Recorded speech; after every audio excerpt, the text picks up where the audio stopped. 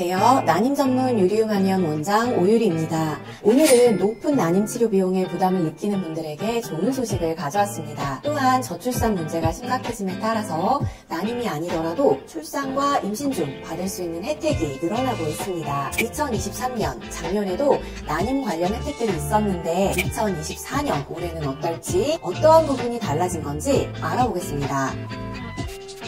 첫 번째 알려드릴 내용은 임신 전 지원입니다. 임신 전에는 난임 환자를 위해서 생식건강검진비를 지원하고 있습니다. 난소기능 검사, 초음파 검사를 10만원까지 지원하고 남성의 경우는 정액검사를 최대 5만원까지 지원합니다. 냉동난자 보조생식술 일부도 지원되고 있습니다. 두 번째 지원은 국민행복카드입니다. 국민행복카드는 태아수에 따라서 태아당 100만원을 지원해줍니다. 단태아의 경우는 100만원, 쌍둥이의 경우는 200만원, 셋쌍둥이는 300만원, 넷쌍둥이는 400만원 이런 식으로 다태아의 경우에 지원금이 더 늘어납니다. 임신 중에는 근로시간도 단축할 수 있는데요. 임신 12주 이내 또는 36주 이후에 모든 여성 근로자가 임금을 받으면서 근로시간을 하루 2시간 줄여서 일할 수 있는 제도입니다. 의료비 지원은 소득 수준에 관계없이 의료비를 지원해주는 것으로 변경되었습니다. 임산부가 검진이 필요할 때는 사업주가 허용하도록 하고 국민행복카드로는 엽산, 설분제, 임신축하 선물까지 살 수 있습니다. 지역에 따라서 기형아 검사, 초음파 검사 할인권, 임신성 당뇨 검사 등을 지원해주는데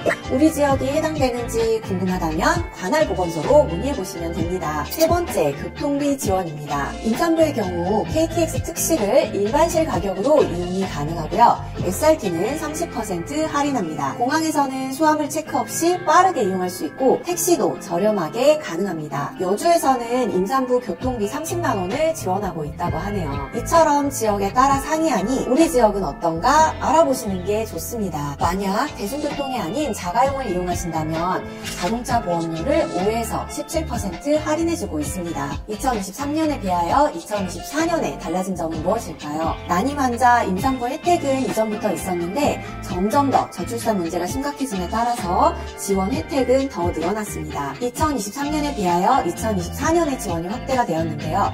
어떤 점이 달라진 것인지 알아볼까요? 첫 번째, 2023년에는 임신 4개월 이전 혹은 임신 9개월 이후에는 조산, 유산 위험이 높아져서 근로시간을 단축해줬었는데 2024년에는 임신 8개월부터 근로시간 단축시켜주고 있습니다. 셋쌍둥이 이상일 경우에는 7개월부터 단축할 수 있습니다. 두 번째, 고위험 임산부에 대한 지원을 할 때 소득 수준 180%라는 기준을 아예 없애버렸습니다. 고위험 임산부라고 하면 위와 같은 것들이 포함됩니다. 조기진통, 분만 관련 출혈, 중증 임신 중독증, 태반 조기박리, 전치태반, 결박유산, 양수과다증, 양수과소증, 분만전 출혈, 자궁경부 무력증, 고혈압, 다태임신, 당뇨병, 대사장애를 동반한 과다구토, 신질환, 신부전, 자궁내 성장 제한, 자궁 및 자궁내 부속기 질환 등. 세 번째, 미숙아 의료비 지원입니다. 미숙아 의료비 지원도 과거에는 소득 수준에 따라서 지원해 주었는데 이젠 상관없이 지원을 받을 수 있게 되었습니다.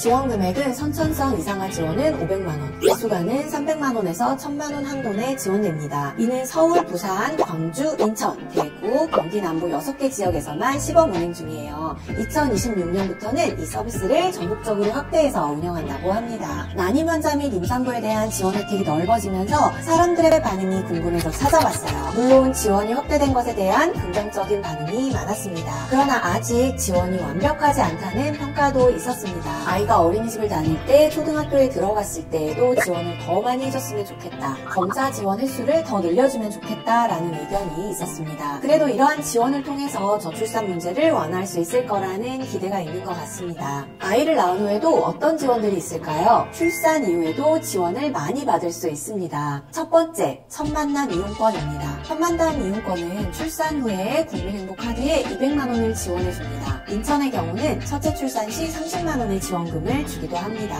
서울시는 산후조리 지원금 100만원 바우처가 따로 들어갑니다. 쌍둥이면 200만원, 셋쌍둥이면 300만원 바우처입니다. 이건 서울맘케어라는 사이트나 정주민센터에서 신청이 가능하다고 하네요. 100만원 바우처 기준으로 50만원씩 나눠서 사용이 가능하고요. 50만원은 산후도우미 비용으로, 또 50만원은 마사지, 운동, 한의원 치료에 사용할 수 있습니다. 또한 자비 부담으로 산후도우미를 썼을 경우에 완납 영수증을 제출하면 50만 원을 돌려주기도 합니다. 저희 유리음한의원에서도 이 산후조리 지원금 바우처가 적용되어서 출산 후 산후조리 한약과 산후테라피, 산후풍 침략침 치료를 받기 위해 내원하고 계십니다. 또한 부모급여라는 게 있는데요. 출생일로부터 60일 이내 신청하면 매월 25일 신청한 계좌로 부모급여 100만 원이 입금됩니다. 아이가 1세가 되면 월 50만 원으로 하향되지만 그래도 지원은 계속됩니다. 부모급여 외에 아이가 8세가 될 때까지 96개월간 월 10만 원이 지원됩니다. 두 번째, 양육수당입니다. 유치원 및 보육기관을 안 다니고 가정보육을 하면 86개월까지 월 10만 원 지급해줍니다. 세 번째, 아동수당입니다. 부모급여나 양육수당을 받아도 중복으로 월 10만 원씩 지원합니다. 네 번째, 산모건강지원입니다.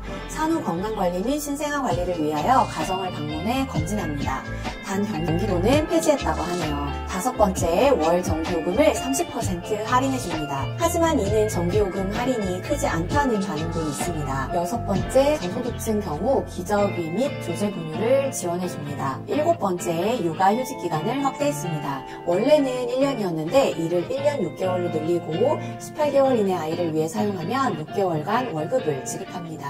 지원하는 월급은 200만 원에서 450만 원입니다. 이 외에도 맞벌이 가정을 위해 아이돌봄 서비스가 있고 저금리 대출, 출산 장려금 및 출산 지원금을 지급하는 등 정말 많은 혜택들이 있습니다. 신청 방법을 알려드리겠습니다.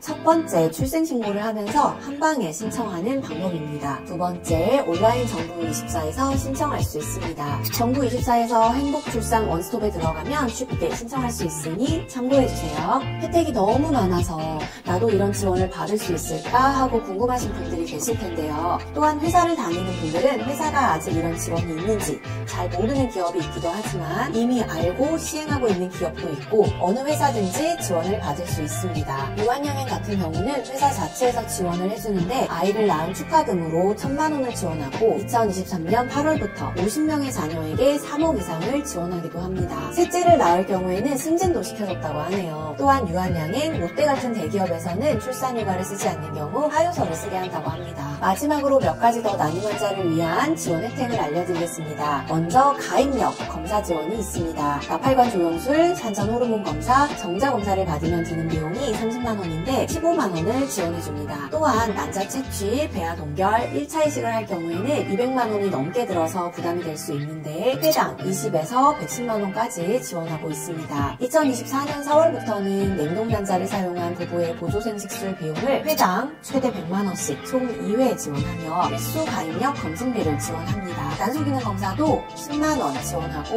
초음파 10만 원, 정액검사 5만 원을 지원합니다. 점점 결혼이 늦어지기 때문에 임신과 출산도 늦어지고 자연스럽게 난임 환자도 늘어나는 것 같습니다. 사실 늦는다는 표현은 과거에 비교했을 때 그런 것이고 사회적으로 자리를 잡고 연애를 하고 결혼까지 하는 것을 생각했을 때에는 이제는 늦는다라는 표현이 안 어울리는 것 같기도 하네요. 여성이 30대 중반 이후 임신을 시도했을 때 임신이 쉽지 않다는 특성이 있어서 난임 환자가 늘고 있습니다. 30대 중반 이후 임신을 하는 게 아예 불가능한 게 아니라 조금 어려운 거기 때문에 난임을 겪는 경우 정확한 원인을 파악하면 개선할 수 있습니다. 난임 환자에 대한 지원들이 많이 생겨서 정말 희소식이 아닐 수 없는데요. 비용적인 부담을 덜고 난임을 극복할 수 있도록 유리움 한의원에서도 노력하고 있습니다. 시청해주셔서 감사합니다.